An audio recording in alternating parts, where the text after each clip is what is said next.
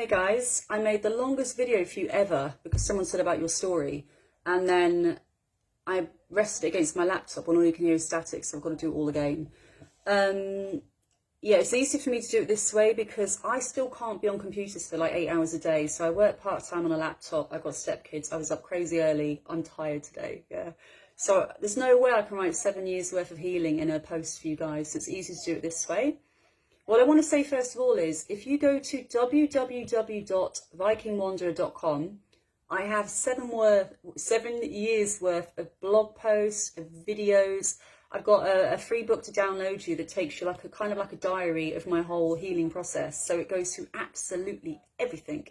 And that's the main reason I wrote it, because I didn't want to be in these groups all the time once I started to heal, because you want to get on with life. You want to, I've got stepkids and things like that. We're all over the place. Just our life at the moment, it's busy, it's hectic. I haven't got time to be in them all the time anymore. And also when you heal, you don't really want to be in them all the time, because who wants to be reminded of how desperate and horrendous you were, and how horrible, how being so depressed you just want to time out. You know what I mean? A few times, by the way, guys. So it's very hard still to be in it too much, because it's a lot for me still, I'd say. But obviously it's very important that other people hear the story and get the support and raise awareness for this. So that's why I'm not in there that much, guys, okay? Because I'm working now and I'm trying to get on with life as well. Basically what happens, what helped me the most, okay, to give you a quick idea, 7 years ago, I was so severe. It's just crazy to think about it now, looking back. I couldn't wash my hair. I was so weak I couldn't hold the head to wash my hair. I struggled to make it to the bathroom. I was so weak I had to go on my hands and knees. My boyfriend would leave food next to my bed when he did a 10-hour day because I couldn't cook or even leave the house, even get takeaway and order it. I couldn't go online, anything. It was horrendous. And I went through a period of time where I couldn't actually walk properly at all, where he would actually have to come back from work after a really long day and lift me up, like support me, and do a little walk around the block, because I couldn't stand. And that went on for weeks, okay? It was such an extreme level. And what I noticed was, being a very anxious kid and always being anxious, I was absolutely obsessed with my symptoms. So I'd open my eyes every morning and look around the room, and I would still see everything dizzy.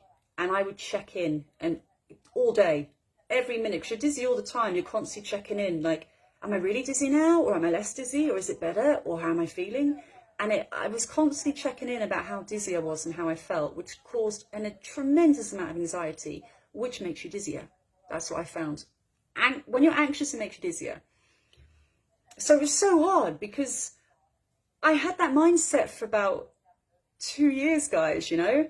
And the only thing that got me out of it, at first, I definitely had avoidance issues. I'd just stay in my bed, wouldn't leave the house, wouldn't go anywhere. And I was just too scared because I was so dizzy. I thought, I'm going to fall in the street. People are going to think I'm drunk. And one day I remember getting really angry, right? It might have been a month into this. I said, you know what? I want a packet of chocolate digestives. I'm going to eat them all right now. And I'm going to walk to the shop and get them. And the shop was just opposite my house. I only had to walk across a tiny road. I couldn't even do that. So I left the house. And I remember leaning against the wall and walking like that, scraping my body against the wall just to get to the shop. And I got in the shop and I was so off my face. The guy behind the counter obviously thought I was on something, or I was on drugs, because then I hit into the news thing with all the newspapers and caught that and nearly dropped the whole thing. And I got my digestives and went home and ate a lot. And it was just horrendous, yeah? But the next day I thought, I'm going to keep trying this. So the next day I started off very slowly. I started doing laps around the living room, 2 or 3. And then it got to the point where I did laps around the garden. And then I got to the point where I started to do laps around the block. And then I started to get to the point where I'd go into a supermarket, or I'd go to a coffee shop. And every day for 2 years, guys, I was walking every day for maybe a couple of minutes. And even after 2 years, I could only walk 15 minutes, dizziness is free. I wouldn't say dizzy free, but not noticing as much. So it took 2 years to get to that level, just to be able to walk kind of almost like a normal person for only 15 minutes. That's the level it takes. This illness takes time. As everyone says, it's a marathon, not a race. One of the biggest things I've learned is the people that surpassed me and were back to work full time had a completely different mindset to me. They weren't constantly anxious, checking in. I'm going to have another relapse. I'm dizzy. I'm going to collapse. I'm going to have a vertigo attack. They had a different mindset where they weren't as anxious as me, and they kind of got on with it. So thanks to them, I remember someone with BM was running a marathon, for God's sake, and I thought the biggest thing is to be active. Because if you stay at home and avoid going to the supermarket, you're always going to be off your face dizzy. You're never going to go in your life, you know. If you just try it and you're dizzy as hell, you'll get home and you'll be like, oh my God, that was terrible. That's the worst experience of my life. But you did it. You managed it, you know.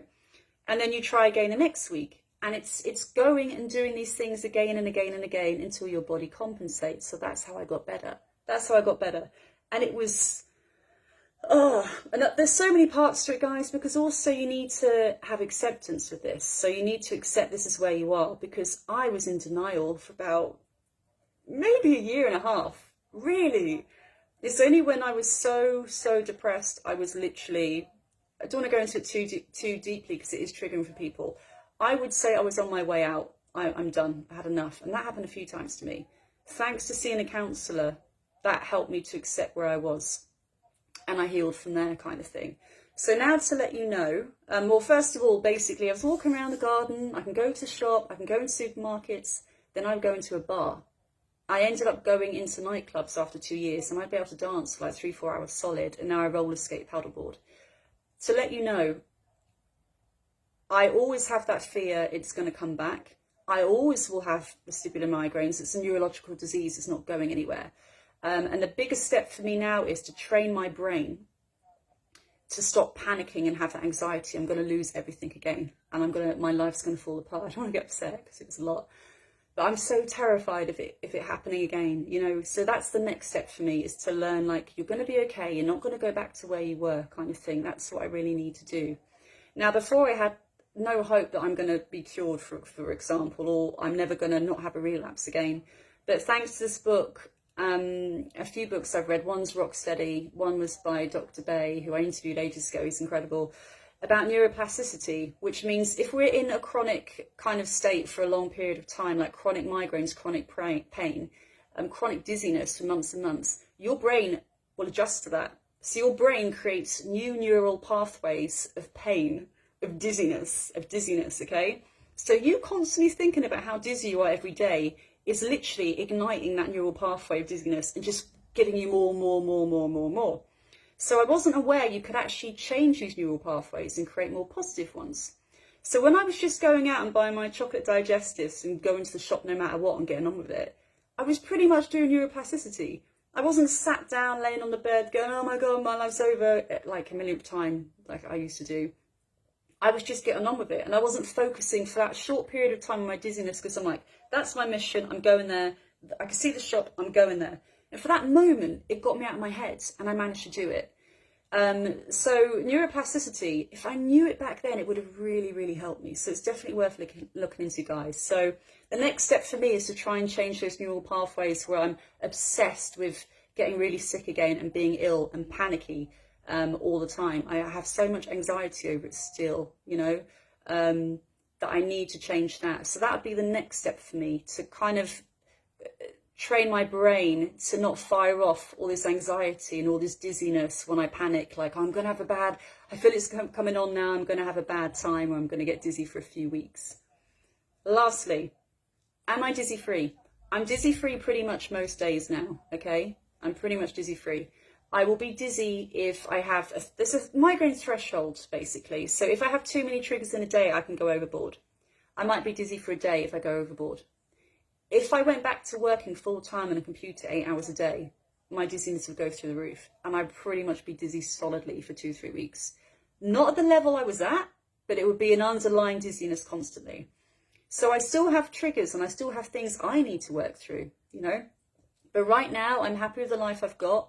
I'm so grateful I work part-time and I've got enough to get by working at home. It's an absolute miracle for me. I feel for everyone that can't, because I went for the same thing. I ran out of savings. I had nowhere to go. You know what I mean?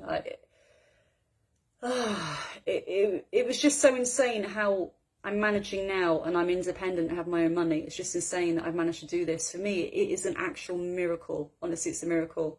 But the biggest thing, guys, staying active, trying to change your mindset from constantly waking up and checking in 24/7, and am I still dizzy? Because like I said, your brain has learned to be dizzy if it's PPBD, okay? So if it's learned to be dizzy, and you're firing off every day, am I dizzy? It's igniting that dizziness. So it's neuroplasticity, amazing. Look at the book Rocksteady, and it will gradually train you how to rethink.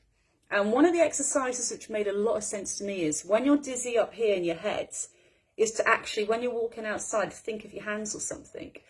And what I have noticed is when I was going to bars, when I was focused on the bar stools too high and there's people going by, I'd be with my face dizzy. When a good song came on, I was like, oh, I love that song. For a moment, I wouldn't feel dizzy because I wasn't focusing on it. And same with activities. Over time with activities, because I loved an activity so much, it could be swimming or something like that, or when I started roller skating, I was so focused on the movement I was doing. I was like, wait a minute, I wasn't really that dizzy for that moment. So it's getting your mind off it. So that can be tiny little walks a day, really small walks a day, for example. But I'm going to go, guys. This is only one part of it. Obviously, mental health is massive as well. You do need some kind of counselling or somebody to help you through that. But overall, I stayed active. I tried to I did change my mindset, to be honest, to just getting on with it and going for that little walk over constantly checking in, because anxiety makes it worse. It's like it's just a cycle. It's a vicious cycle. So you need to break that. So I'm checking out. Hope this helped. And yeah, www.vikingwanderer.com. Years worth of information there, blog posts, books, the lot. But walking really did get me on my feet where I am now. Walking has got me to where I am now. And time. This is a marathon, not a sprint. I knew somebody that went back after 6 months to work.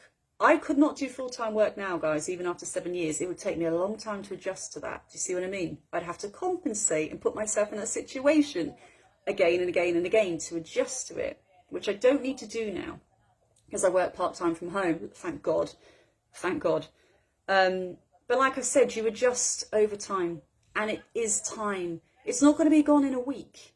I remember waking up every day when I was still dizzy after 6 weeks every day. I still thought I'd get better the next week. I just thought I'm going to wake up one day and it'd be gone. And when it hits you after a month or two, you think in 6 months it'll get better, in 7. In general, it takes time. It takes time. It takes time to rewire your whole brain, to teach. It's like a baby learning to walk all over again. You need to learn all these processes all over again. The baby doesn't walk in, I was just about to say a baby doesn't walk in 6 months, but maybe it does. But it takes time, it takes months. It's not going to happen in a day, okay? So go easy on yourself. But the amount of people I spoke to now that hit the 2-year mark as well, that said the 2-year mark with them as well was when something just changed and it eased off, okay?